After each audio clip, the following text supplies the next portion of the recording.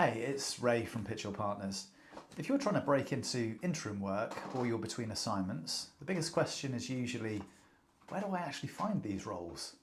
The truth is, the interim market is broad, a little messy, and it's not always labelled clearly. So here's some advice as to how to navigate it properly. So how do I find an interim role? A great place to start is our own website. If you look at pitchyourpartners.com and check out helpful tools within our education centre, we've produced an ebook that will help give you a framework to kind of network. Not everyone calls interim roles, so routes to assignment are wide and can be quite varied. The key is understanding that interim work isn't one single channel. It's a combination of relationships, reputation, referrals, and being on the radar of the right interim recruitment providers. So the more connected you are, the more visible you become. Are interim roles advertised? So some are, but I would probably suggest that you approach them carefully. Experienced interim providers already know who their first few calls are going to be. For those roles, they rarely need to advertise. If you want access to these types of opportunities, you need to get to know the providers directly.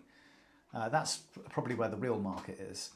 When a recruiter advertises every interim role that they handle, it can mean one of two things. Either they're using adverts for marketing and to amplify their own brand, or they don't have a very strong candidate network which they can call upon. Neither of those things are necessarily bad, but you should ask smart questions. Is it a real live assignment? Have you been engaged exclusively? Or is it speculative? If it's speculative, I'd probably bow out gracefully. Your time is better spent elsewhere, networking and that type of thing. So, talking about networking, should I network with interim providers? I'd say yes, 100%. The more experienced the provider, probably the more valuable the relationship.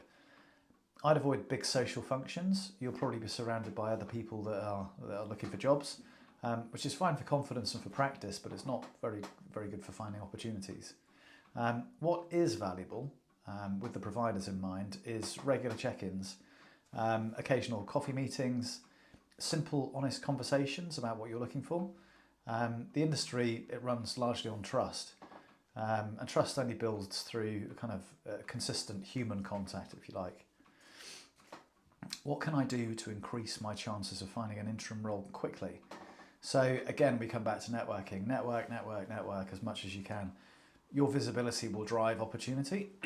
Stay active in conversations, talk to relevant recruiters, reconnect with old colleagues, and make sure the right people know that you're open to considering interim work. The interim market rewards momentum. How often should you stay in touch with me or with providers, and will we call you? So I would say there's no hard and fast rule. I think as often as you feel you need to, but obviously within reason. Daily is probably a bit overkill and a bit too much. Once a month, possibly not enough. So every kind of 10 days, maybe every 2 weeks, would be absolutely perfect. You'll be speaking to a number of people anyway, so it's a good chance to share intel and discuss how you're finding the market and compare what you're hearing.